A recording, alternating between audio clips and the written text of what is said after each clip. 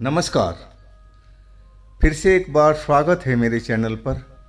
मैं हूं राज। आप देख रहे हैं हाईवे नाइट। दोस्तों, आज की जो कहानी हमें शेयर किए हैं उनका नाम किशोर सिंह राजपूत है। किशोर सिंह राजपूत छत्तीसगढ़ रायपुर के रहने वाले हैं और ये जो घटना इनके साथ में हुई थी 2002 की बात है। तो क्या हुआ था इनके साथ में, चलते हैं इनकी कहानी में।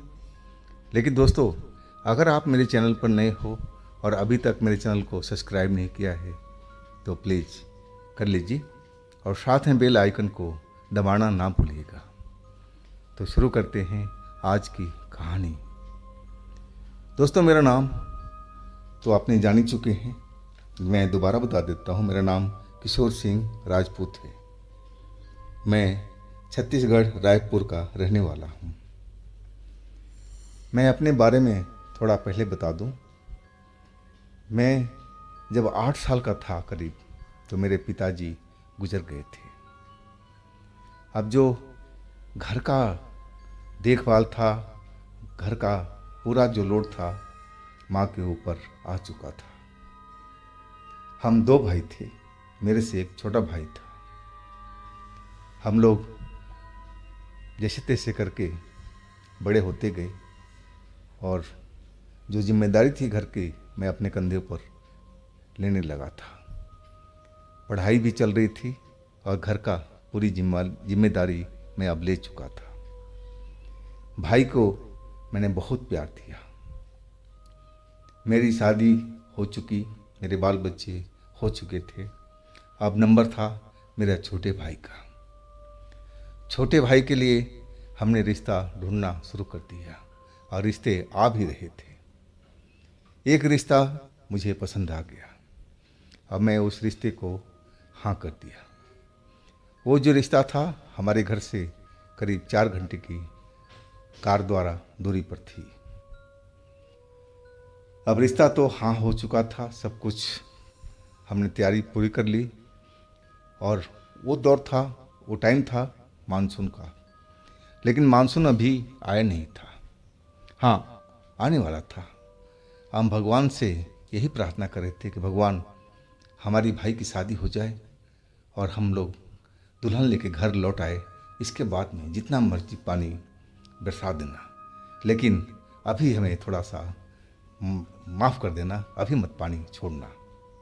मैं मन ही मन इंद्रदेव को प्रार्थना कर रहा था और फिर हम लोग बारात लेके निकल पड़े थे। बारात में एक बड़ी सी हमने बस बुक किया था और कुछ गाड़ियाँ थी, कुछ रिश्तेदारों की थी और कुछ हमने भी टाटा सुमो, मारुति वगैरह सब हमने बुक किया था। दुल्हा दुल्हन के लिए अलग से गाड़ी थी। और फिर हम शाम के टाइम के करीब, जो बारातों का टाइम होता है, उस गांव पर पहुंच गए थे। उन्होंने जनवासा जो बनाया था, एक स्कूल था जो गांव से बाहर था। वहाँ पर आसपास में बिल्कुल सुन सपाटा जगह थी और पास में एक शमशान घाट था। शमशान घाट की दूरी स्कूल से बहुत कम थी, 500-600 मीटर के आसपास रही होगी। और उसी जगह पर हमारे जो रिश्तेदार है हमें ठहराया था।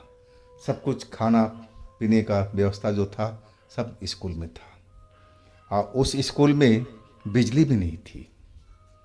बिजली ना होने के कारण उन्होंने पेट्रोमैक्स सारे कमरों में, जो स्कूल के 4-5 कमरे थे, उन्होंने उसमें लगवाया था। और जो बाराती थे हमारे, हर कमरे में डिस्ट्रीब्यूट हो गए थे और अपना खाना पीना उन्होंने शुरू कर दिया था। अब वो वक्त आ चुका था जब दुल्हा घर जाता है शादी के तैयारी के लिए, जो रस्म होती है, और उसके लिए मैं दुल्हा को भेज दिया था। हाँ, कुछ देर के बाद मैं भी वहाँ पर पहुँच गया था अपने कुछ रिश्तेदारों को लेकर के, ताकि जो रस्म है वो पूरी किया जा सके। रस्म चलती रही, कई घंटों की वो रस्म होती है और उसमें हम लोग वो कर रहे थे। अब रात के करीब आधी रात का वक्त हो चुका था और रस्म अब थोड़ी देर के लिए थोड़े टाइम के लिए बाकी रह गई थी, जल्द ही पूरी होने वाली थी। और उसके बाद हम उसी रात को लड़का लड़की को और बारात को लेकर हम अपने गांव की तरफ निकल जाना था और हम वही इंतज़ार कर रहे थे कि कब रस्म ख़त्म हो ताकि हम दुल्हन को और दूल्हे को एक कार में बिठा करके जो स्पेशल उसी के लिए लाया गया था उसमें भेज दें। और उनके पीछे पीछे हम लोग भी निकल पड़े। लेकिन जो बारात स्कूल में रुकी हुई थी, जो हमारे रिश्तेदार थे, बराती थे, वो तो शादी के मंडप के पास में आकर के खड़े हो गए और इतने सारे लोग आ चुके थे कि वहाँ पर खड़ा होने की जगह तक नहीं थी। मैं उनको देख कर के हैरान रह गया था। मैंने उनसे बोला, अरे आप लोग तो स्कूल पर रहना चाहिए था, जनवासी में, आप लोग यहाँ पर क्यों आ गए? एक सज्जन बोले, अरे भाई, ये आपके संबंधी जो हैं हमें तो भूतों के बीच में ठहरा दिया है। उस स्कूल में तो भूतों ने उत्पात मचा रखी है। हम तो जान छुड़ा करके वहाँ से भागे हैं, नहीं तो वो तो भूत हम लोगों को शायद मार भी देते। उनकी बात सुनकर के मुझे हंसने का मन हुआ। भला इस साइंस के युग में, विज्ञान के युग में अब भूत प्रेत पर ये लोग अभी भी विश्वास कर रहे थे? ऐसा कैसे हो सकता है? मैंने बोला, नहीं, ऐसा कोई बात नहीं है। वो स्कूल में बच्चे पढ़ते हैं, जिस स्कूल में बच्चे पढ़ते हैं वहाँ भूत नहीं आता, भूत तो होता ही नहीं है, ये तो आप लोगों का मन का वहम है। मैंने देखा आसमान में बादल तो छाए हुए थे और हल्की हल्की हवा चल रही थी और बूंदाबांदी अब शुरू हो गई थी। मैंने सोचा कि शायद तेज़ हवा चली होगी और कुछ ऐसे ही घटना घटी होगी, जो खिड़की वगैरह हैं वो टकराए होंगे और शायद इसी वजह से लोग डर करके भाग आए हैं। लेकिन वो लोग तो कहने लगे कि देखो, हम तो आराम कर रहे थे खाना खा करके, एक सारे कमरे में हम लोग बटे हुए थे और नीचे जो बिस्तर बिछा हुआ था उस पर हम लोग सोए हुए थे और जो खाने का प्लेट था टेबल पर रखा हुआ था और प्लेट हवा में उड़ने लगी थी अपने आप, जैसे कोई उठा करके और हमारी तरफ फेंक रहा हो। वो प्लेटें टूटती जा रही थी, बर्तन भाड़ा उछल रहा था अपने आप और हमारी तरफ आ रहा था। वो जो स्कूल की कांच की खिड़कियां थी वो टकरा करके चकनाचूर होने लगी और जो पेट्रोमैक्स जल रहे थे वो भी अपनी जगह से जैसे हवा में उड़ चुके हों और ऊपर जाकर के नीचे ज़मीन पर गिर करके बुझ चुके थे। तब हम लोग वहाँ से अपनी जान बचा करके भागे थे। उनकी बात सुन करके मैं सही में सोच में पड़ गया कि क्या आज के विज्ञान के युग में भूत प्रेत भी कहीं होते हैं? ना तो मैं विश्वास करता था, ना मेरे घर वाले, ना मेरे वो छोटा भाई जो आज के दिन में दूल्हा बना हुआ था। हम लोग बिल्कुल इस बातों पर विश्वास नहीं करते थे। हम समझते थे सब अंधविश्वास है और लोगों द्वारा बनाई गई सब कहानियाँ होती हैं, भूत प्रेत तो वास्तव में होता ही नहीं है। लेकिन इनकी बातों में तो दम था। ऐसा भला कैसे हो सकता है? चलो एक कमरे में हो सकता है, दूसरे कमरे में हो सकता है, लेकिन सारे कमरे में ऐसे कैसे हो सकता है? मैं सोच में पड़ गया था, लेकिन उस टाइम कुछ बोला नहीं जा सकता था। अब जो रस्म थी वो पूरी हो चुकी थी। अब फिर हमने दूल्हा दुल्हन को जो कार हमने लाई थी स्पेशल, उसमें उनको बिठा करके और ड्राइवर को बोला, भाई आप घर की तरफ चलो, हम आपके पीछे पीछे हम लोग आ रहे हैं। और वो अपनी कार लेकर के ड्राइवर निकल चुका था।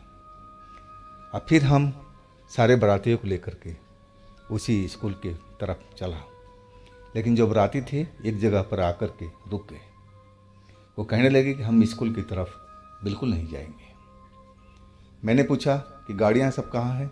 बोले सब इधर उधर लेकर के लोग हटा दिए हैं, स्कूल पर कोई भी गाड़ी नहीं है, आप मत जाओ वहाँ पर भूत तांडव कर रहे हैं। वो लोग मुझे समझाने लगे, लेकिन मैं उनकी बातों पर यकीन नहीं था, ना विश्वास किया। मैं चिंता में डूबा हुआ और अपने जेब से सिगरेट निकाल लिया।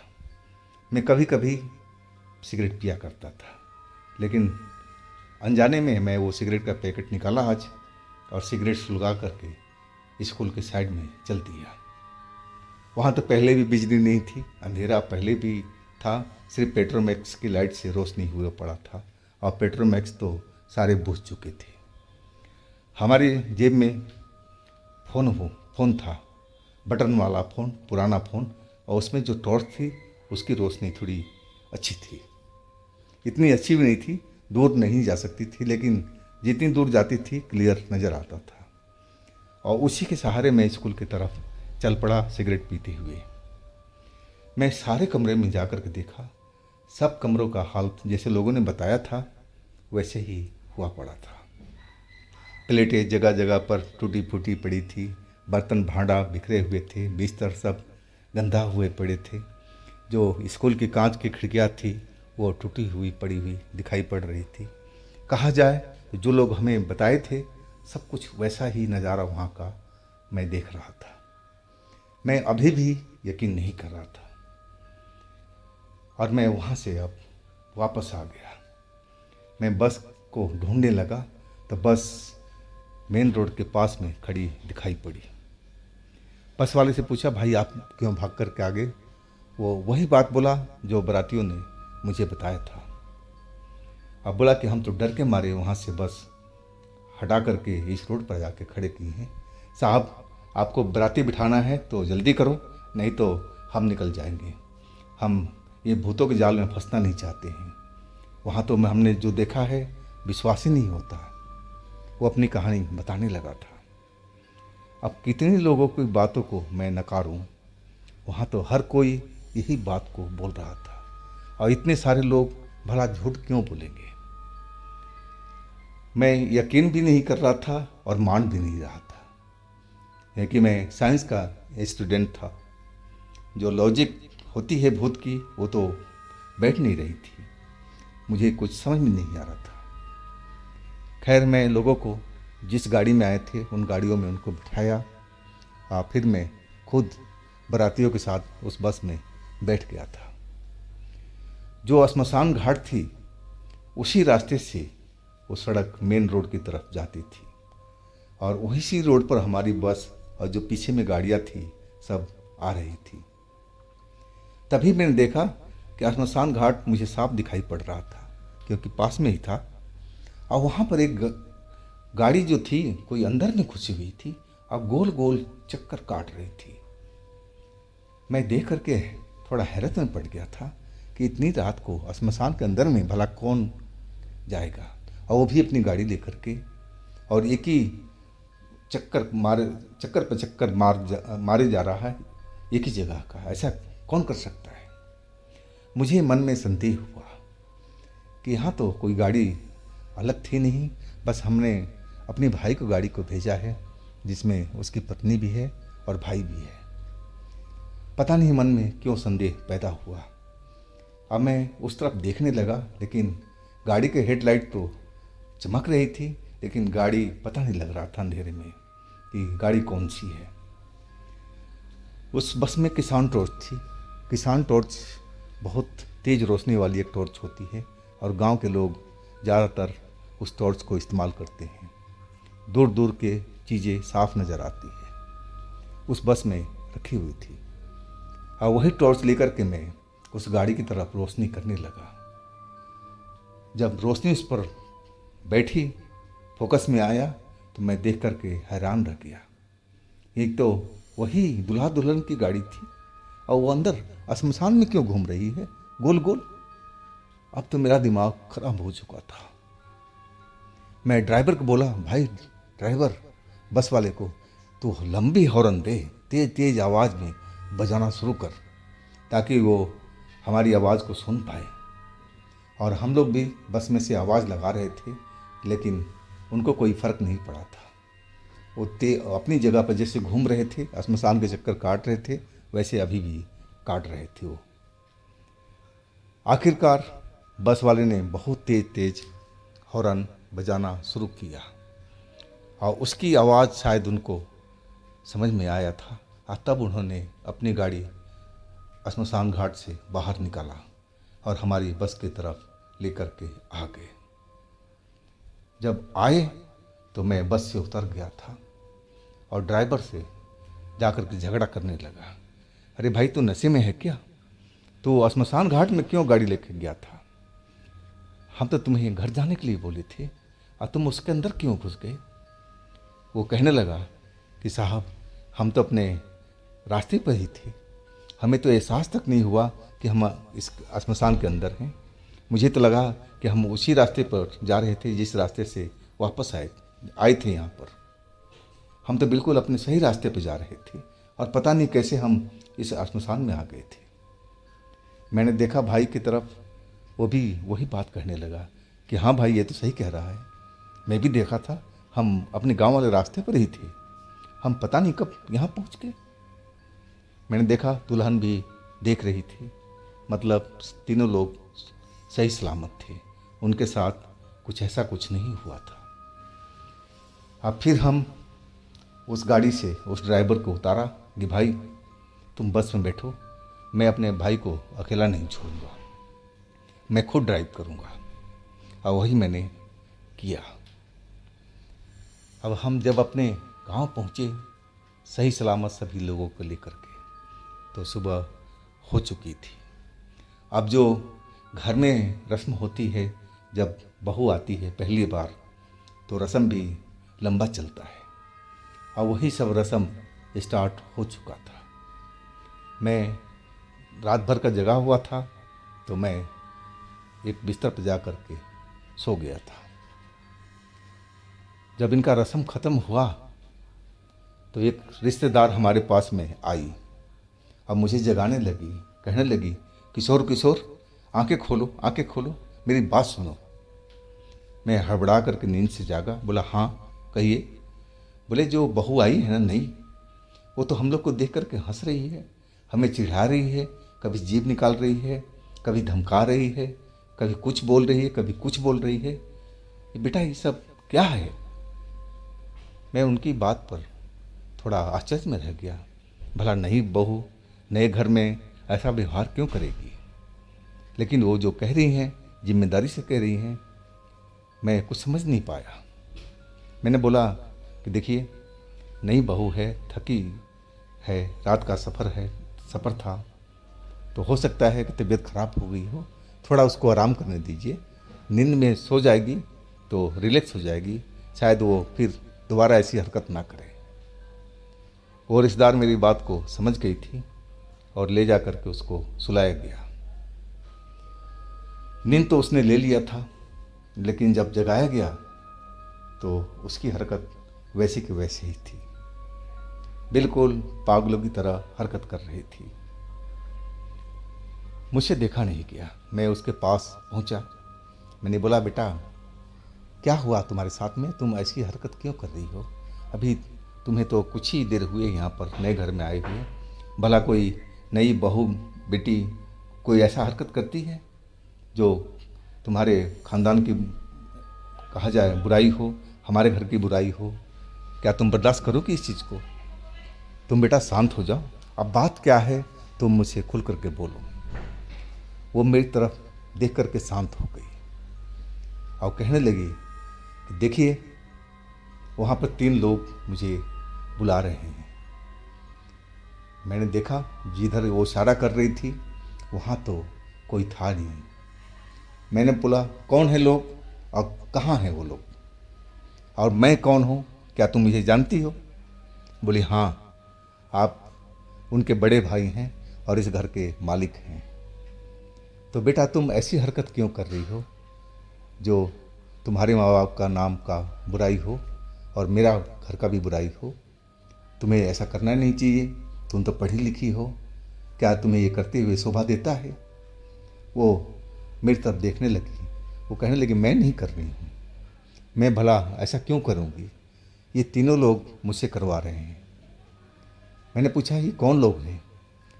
वो कहने लगी ये तीनों औरतें हैं और वो जिसमें श्मशान से हम लोग गाड़ी में घूम रहे थे गोल गोल, वो लोग इसी में से हमारे साथ में आए हैं।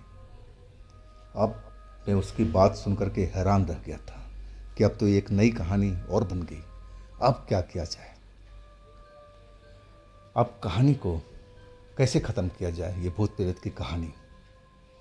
लेकिन बड़े बुजुर्ग जो थे वहाँ पर, उन्होंने कहा कि बेटा मंदिर में ले जाओ, हो सकता है कि माँ का आशीर्वाद से ये बिल्कुल स्वस्थ हो जाए और जो कह रही है वो सब चीज़ें इससे दूर हो जाए। आखिर बड़े बुजुर्गों की बात माननी पड़ी और हमारे गांव में एक औरत थी, आंटी थी, उन पर देवी आया करती थी और हम उन्हीं के पास में गए थे। वो जो आंटी थी वो उन्होंने भी ऐसी ही बात बोली कि इसके ऊपर में 3 लोग सवार हैं, तीनों औरतें हैं और इसको मारना चाहते हैं, इसको वापस ले जाना चाहते हैं उसी गांव में और वहाँ पर इसको मारेंगे। अब कहानी मेरे को कुछ भी समझ नहीं आ रही थी कि क्या ये सब हो रहा है साइंस के युग में, ये भूत प्रेत कहाँ से आ गए। ये तो बहुत पहले की बात हुआ करती थी, लोग बाग कहानियाँ सुनाया करते थे भूत प्रेत की, लेकिन इस युग में भी भूत प्रेत ऐसे दिखाई पड़ रहे हैं, लोगों को पकड़ रहे हैं, मारने की कोशिश कर रहे हैं। ऐसा कैसे हो सकता है? लेकिन यकीन तो करना ही पड़ रहा था। जो मैंने देखा था रात में स्कूल में वो श्मशान में मेरे भाई की गाड़ी अचानक चली गई थी और उनको लग रहा था कि हम अपने रास्ते पर जा रहे हैं। तो ये सब क्या था? खैर उनका इलाज चल रहा था, मेरी भाई का पत्नी का, और वो जो तांत्रिक थी हमारी आंटी, वो झाड़ फूँक करके घर भेज देती थी तो कुछ घंटे उसको सही रहती थी और इसके बाद फिर वही हरकतें चालू हो जाती थी। अब जो मेरा छोटा भाई था मुझ पर नाराज़ हो गया, वो भी भूत प्रेत को नहीं मानता था। वो कहने लगा, भाई साहब आपने तो मेरी ज़िंदगी नरक की तरह बना दिया है, मैं इस औरत के साथ कैसे रहूँगा? ये तो मेंटली अपसेट है, इस पर कोई भूत प्रेत का कोई साया नहीं है, ऐसा होता भी नहीं है। वो भी मेरी ही तरह बात कर रहा था। मैंने उसको समझाने लगा कि छोटे, अब गांव के लोग जो कह रहे हैं उनकी बात भी सुनो, शायद कुछ दिन में ये सही हो जाए, थोड़ा सब्र तो रखो। लेकिन वो सब्र तो रखे ही हुआ था और कुछ दिन तक इलाज चलता रहा, लेकिन वही होता था, झाड़ फूँक होने के बाद में कुछ घंटे उसको आराम रहता था और फिर उस पर एक दौरा सा पड़ने लगता था। वो चिल्लाने लगती थी, वो लोग 3 लोग सामने खड़े हैं, वो मुझे बुला रहे हैं, मैं जा रही हूँ उनके साथ में, और फिर बेहोश होकर के नीचे गिर जाती थी। ये सब देख करके मेरा जो छोटा भाई था बहुत अपसेट था और आखिर एक दिन मुझसे कहने लगा कि भाई साहब अब मैं बर्दाश्त नहीं करूँगा, इसके फादर को बुलाओ और इसको बाइज्जत इसके गांव भेजो, नहीं तो मैं सुसाइड कर लूँगा।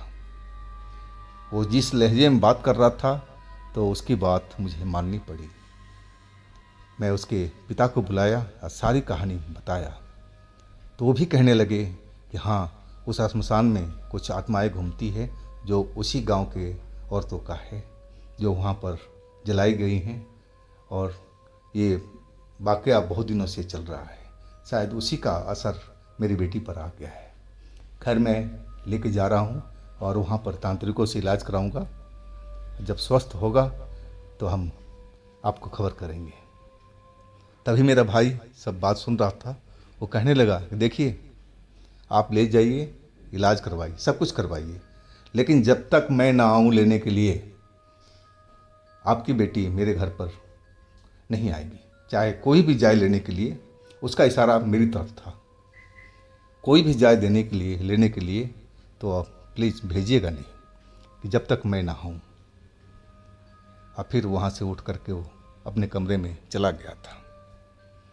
अब तो वो चली गई, कुछ महीना बीते, शायद उनका वहाँ पर इलाज चल रहा था, अब शायद फ़ायदा भी हो। लोग लाज के डर से मैं अपने भाई को मनाने में लगा था, देख भाई जो होना था हो चुका, अब वो बच्ची स्वस्थ हो गई है और मैं जा रहा हूँ लेने के लिए। लेकिन भाई गुस्से में था, कह रहा नहीं, वो इस घर में अभी नहीं आएगी, ना मैं लाऊंगा, आप बिल्कुल मत लाना, अगर लाओगे तो मैं सुसाइड कर लूँगा। यही बात वो धमकी देता था। कुछ महीना और बीत गए, खबर मिली कि वो बच्ची स्वस्थ हो गई है। मैं चुपचाप उसके गांव पहुंचा और उसको पिता को बोला कि अगर बच्ची स्वस्थ है तो आप मेरे साथ में भेज दीजिए, ताकि दोनों मियाँ बीवी एक साथ में रहेंगे तो इनका प्यार बढ़ेगा, जो बोलचाल नहीं हो रही है वो हो जाएगी। लेकिन पिता भी गुस्से में थे, कहने लगे कि नहीं, आपका भाई ने मुझे धमकी दिया है कि जब तक मैं ना आऊँ तो मैं अपना बेटी को नहीं भेजना। मैं भला क्यों भेज दूँ, इतना गिरा हुआ मैं नहीं हूँ। वो अपनी जगह पर अड़े हुए थे। मैं बार बार रिक्वेस्ट कर रहा था कि आप भेज दीजिए, लेकिन वो नहीं माने। आखिरकार हमें खाली हाथ ही वहाँ से आना पड़ा। और उसके बाद कुछ दिनों के बाद में मेरे भाई ने सुसाइड कर लिया। अब तो सारी जो घर था, रोना पीटना, हमारी तो दुनिया ही उजड़ गई थी। जिन हाथों ने उसको बड़ा किया था, अब उन्हीं हाथों से उसका संस्कार कर रहा था। ऐसा दुख किसी को ना देखना पड़े। जो मैंने दुख वो देखा था, झेला था, महसूस किया था, मैं उस चीज़ को भूल नहीं पाता हूँ। वो दर्द, वो तकलीफ़, अब तो जो होना था हो चुका था। अब तो भाई मेरी इस दुनिया में नहीं था। मैं अभी भी इच्छा किए हुए था कि उस बच्ची को अपने घर पर लेके आऊँगा और अपनी बेटी की तरह उसको रखूँगा। लेकिन मेरी पत्नी ने बोला, देखो अभी उसकी शादी तो हुई थी, अभी उसकी लंबी ज़िंदगी है, अब जो उसका जो इच्छा है, उसका परिवार की इच्छा है, उन पर छोड़ते हैं। अगर वो भेजना चाहेंगे तो ज़रूर हमसे संपर्क करेंगे, और नहीं तो वो नहीं भेजेंगे। उसकी बात भी अपनी जगह पर जायज़ थी। हमने भी संपर्क किया, लोगों द्वारा खबर भिजवाया, तो उधर से जवाब आया कि नहीं, हम नहीं भेजेंगे उस घर में। अब वहाँ पर क्या रखा है। अब फिर 1 साल के बाद में पता लगा कि उन्होंने उसकी शादी कर दी है, और आज के डेट में वो बच्ची भी सही है, उसके भी बाल बच्चे हो चुके हैं। अगर मेरा भाई थोड़ा सब्र कर लेता तो शायद वो जिंदा रहता। तो दोस्तों, ये थी आज की कहानी। अगर आपके पास भी इस तरह का कोई घटना है तो आप मुझे इंस्टाग्राम पर या मेरे व्हाट्सएप नंबर पर ज़रूर शेयर कीजिएगा। चैनल का लिंक नीचे डिस्क्रिप्शन बॉक्स में है, तो एक बार ज़रूर विजिट कीजिएगा मेरे चैनल पर। इस चैनल को भी लाइक कीजिएगा, सब्सक्राइब कीजिएगा, शेयर कीजिएगा, और फिर मिलते हैं अगले दिन ऐसी ही कहानियों के साथ में। आप लोग अपना बहुत ही ख्याल रखिएगा। नमस्कार।